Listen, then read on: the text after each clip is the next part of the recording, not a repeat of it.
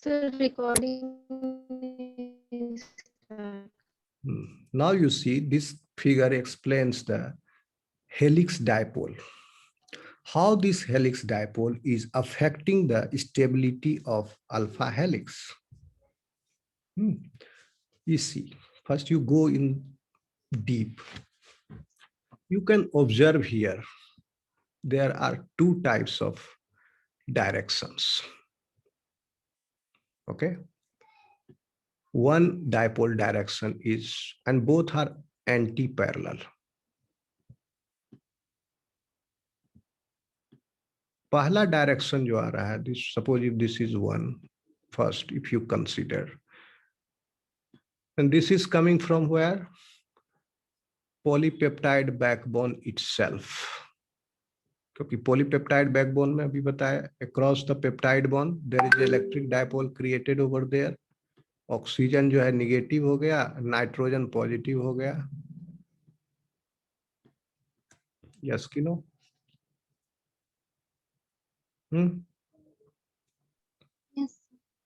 Oxygen negative है, nitrogen positive है. तो इस बैकबोन में ये एक छोटी बैटरी हो गई हर पेप्टाइड ग्रुप में, एंड दिस इज अलाइंड. दूसरा जो है आपका हाइड्रोजन बॉन्ड, वो भी एक तरह का डायपोल है. हाइड्रोजन बॉन्ड में आपका क्या बताया था, ऊपर में ऑक्सीजन लटकाओगे, नीचे हाइड्रोजन है. तो अब इसका डायरेक्शन क्या हो गया, this is minus and this is plus. Hydrogen bond का डायरेक्शन हो गया ऐसा इलेक्ट्रिक डायपोल का, अगर प्लस से माइनस कंसीडर करो तो. हालांकि माइनस से प्लस होता है डायरेक्शन, तो इसको थोड़ा मॉडिफाई कर लीजिए. माइनस से प्लस डायरेक्शन जो है,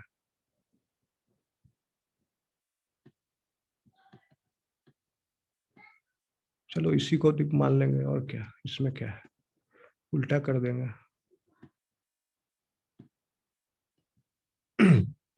ये हो गया हाइड्रोजन बॉन्ड के इलेक्ट्रिक डायपोल का डायरेक्शन, माइनस से प्लस की ओर.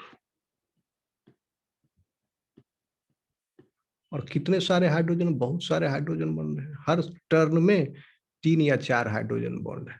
अब 48 अमाइनो एसिड रेसिड्यू है. अगर सपोज 4 रेसिड्यू अमीनो टर्मिनल से निकाल दो, 4 रेसिड्यू कार्बोक्सी टर्मिनल, 8 निकाल दिए, बच गया 40. क्योंकि 4 इस अंत वाले, 4 इस अंत वाले, ये सब जो है चारों एंड पर जो है ये हाइड्रोजन बॉन्ड के नहीं कर पा रहा है. देखो ये अमाइनो एसिड नीचे वाले से, यहाँ ये ऊपर वाले से अंत में है. 4 रेसिड्यू के बाद सबको जोड़ा मिल गया, अपना अपना पेयर. एंड को नहीं मिला. तो क्या बता रहे थे, कितना बच गया, 40.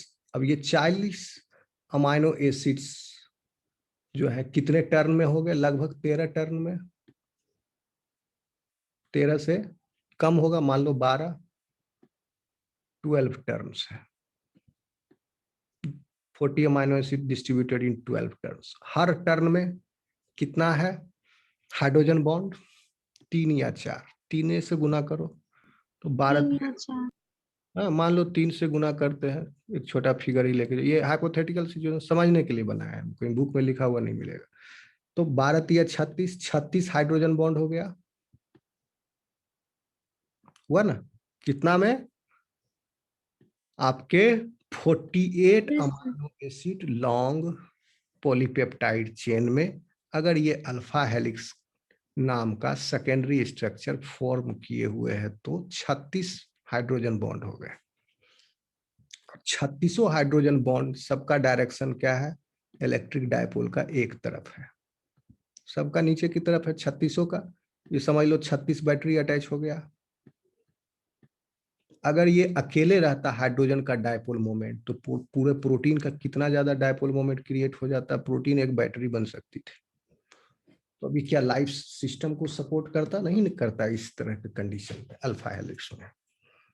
ओके, तो इसको काउंटर, चूंकि एक इंट्रिंसिक प्रॉपर्टी पेप्टाइड बॉन्ड का इटसेल्फ है कि वो भी एक तरह का डायपोल है, वो अल्फा हेलिक्स फॉर्म करे या ना करे, पेप्टाइड बॉन्ड का डायपोल इज देयर.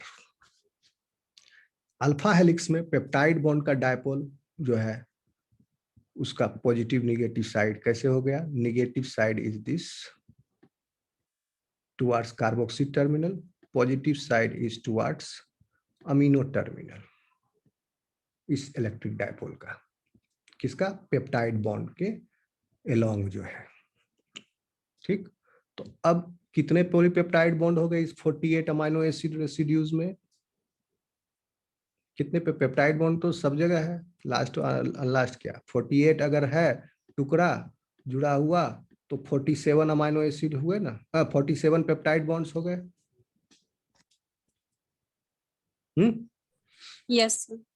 अब 47 हो गया और यहाँ पर कितना था? 36 हाइड्रोजन बॉन्ड का डायपोल, जो कि उसके उल्टा है, और ये 47 इसके उल्टा है। कौन किस पर भारी पड़ेगा ये बताओ? और दोनों एक दूसरे को कैंसिल आउट करेगा।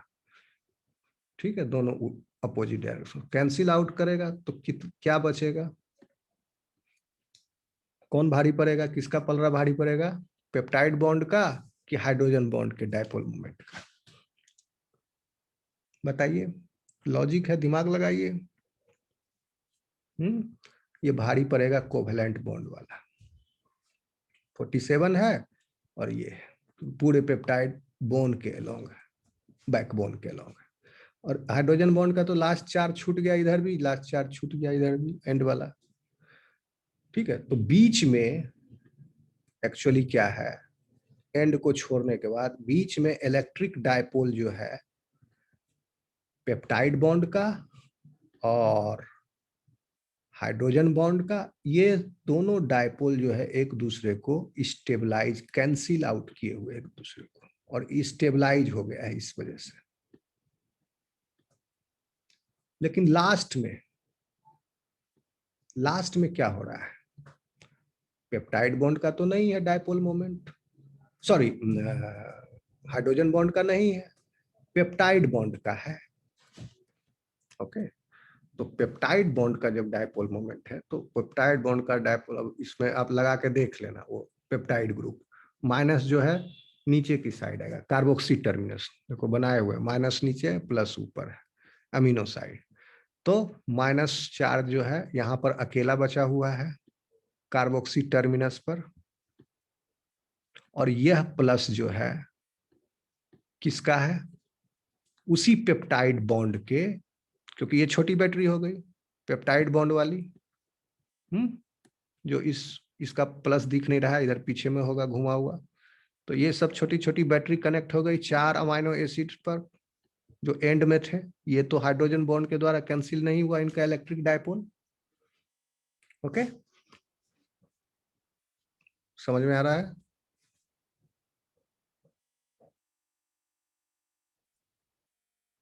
Yes sir. Yes sir.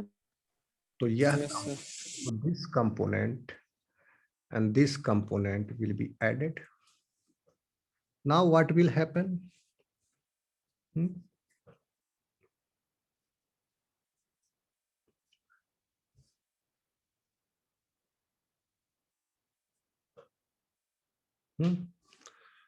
इसको कंसीडर नहीं करो, ये प्लस चार्ज हाइड्रोजन बॉन्ड का है। ओके, समझ लो कि कार्बोक्सी टर्मिनस पर पेप्टाइड बॉन्ड सब एक दूसरे से जुड़ा हुआ है ना, तो इसलिए कोई अलग अलग नहीं है। हाइड्रोजन बॉन्ड अलग अलग था, सब सारे हाइड्रोजन बॉन्ड एक दूसरे से जुड़े हुए थोड़े, सब हाइड्रोजन बॉन्ड इंडिपेंडेंटली एग्जिस्ट कर रहा है। पेप्टाइड बॉन्ड तो जुड़ा हुआ है, ये प्लस ऊपर का है, इसका नहीं समझना। ये हाइड्रोजन बॉन्ड वाला है। तो carboxy terminus side electric dipole का पेप्टाइड बॉन्ड वाला जो है उसका माइनस चार्ज है, और amino terminus side peptide bond जो था, सारे पेप्टाइड बॉन्ड कनेक्टेड है। अगर बहुत सारा बैटरी को अगर जोड़ दोगे एक सीरीज में, तो बीच में प्लस माइनस चार्ज थोड़े है, एक माइनस चार्ज यहाँ है और एक प्लस चार्ज अंत पर, दोनों के अंत पर है प्लस माइनस। बैटरी होता है तो ऐसे ही जोड़ते हो ना, टॉर्च में बैटरी लगाया और बैटरी अगर सिंगल अकेला है तब इधर प्लस हो गया और इधर माइनस है। लेकिन यही छोटा छोटा बैटरी जब जोड़ दिए तो उसका एक एंड पर माइनस है और एक एंड पर प्लस है, बीच में सब कंटिन्यूअस है। तो उसी तरह ये जो है पेप्टाइड बॉन्ड वाला जो डाइपोल है सब कंटिन्यूअस है और कार्बोक्सी टर्मिनल पर माइनस हो गया और ये बैलेंस नहीं है हाइड्रोजन बॉन्ड से, तो ये बच गया चार्ज, रेसिड्यूअल चार्ज माइनस है कार्बोक्सी टर्मिनस पर और प्लस है अमीनो टर्मिनस पर। अब क्या होगा, because of this partial negative charge present on the carboxy terminus, if negatively charged amino acid present in this region, मतलब ये 1 से 4 अमाइनो एसिड रेसिड्यूज में कोई नेगेटिवली चार्ज अमाइनो एसिड हो गया तो negative negative it will destabilise this and, ये इसके फोल्ड को खोल देगा। फिर ये इस तरह मुड़ा हुआ नहीं रहेगा, 4 अमाइनो एसिड के फोल्ड को खोल देगा। फिर वो फोल्ड जो है खोलने का कोशिश करेगा इसको, आगे वाले जो टर्न को जो ऑलरेडी हाइड्रोजन बॉन्डेड है, तो इसको डिस्टेबलाइज कर देगा। सिमिलरली अगर positively charged amino acids are present towards the amino terminal end of the alpha helix segment of a polypeptide chain, then it will also create a same charge repulsion और इसको ये जो turn है इसको extend, इसको खोल देगा, इसे फैला देगा।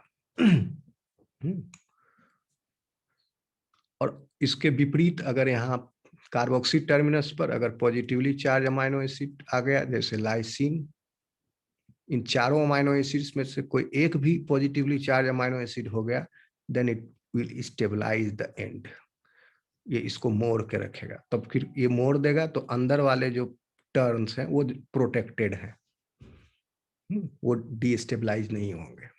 अगर एंड से डिस्टेबलाइज करोगे तो पहले तो ये इसको डिस्टेबलाइज करोगे तब ना इधर डिस्टेबलाइज होगा। अब ये हो गया stabilise because of the presence of oppositely charged amino acid. और यहाँ पर अगर लाइसिन आ गया मान लो, आर्जिनिन आ गया तो दैट विल नहीं, पॉजिटिवली चार्ज है तो यहाँ पर आ जाएगा एस्पार्टिक एसिड या एस्पार्टेट, ग्लूटामेट, 2 तरह के अमीनो एसिड। तो इसलिए अल्फा हेलिक्स, अब आप किसी भी प्रोटीन को देखोगे हर प्रोटीन में अल्फा हेलिक्स है। प्रोटीन में स्ट्रक्चर में हो सकता है एक अल्फा हेलिक्स इधर है, एक अल्फा हेलिक्स इधर है, हो सकता है एक अल्फा हेलिक्स यहाँ पर है। इसको क्या बोलेंगे, there are 3 alpha helices present in this polypeptide chain. तो 2 ही अमाइनो एसिड है, एसिडिक, ग्लूटामेट एंड एस्पार्टेट। तो it is generally seen in this alpha helix segment that towards the amino terminal end 1 से 4 अमीनो एसिड तक में या तो aspartate होगा या ग्लूटामेट होगा। समझ में आया?